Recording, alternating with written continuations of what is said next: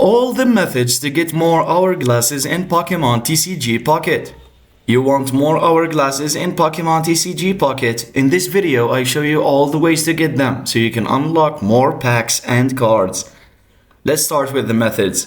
You have the daily rewards, so log in every day or every 24 hours to claim free rewards, including hourglasses. We have ranked matches, win ranked battles to earn hourglasses as rewards, but these are clear ones. Now let's go for missions and challenges.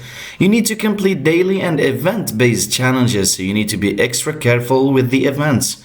For extra hourglasses, you have the Poké Gems exchange, so you can send Poké Gems in the shop to buy hourglasses directly. We have special events, so you need to keep an eye on limited time events that offer hourglasses as prizes. And we have the Battle Pass and rewards, so level up your Battle Pass to unlock free and premium hourglasses. And these are all the ways that you can stack up hourglasses fast. Check out the description. Don't forget to like and subscribe. Thanks for watching.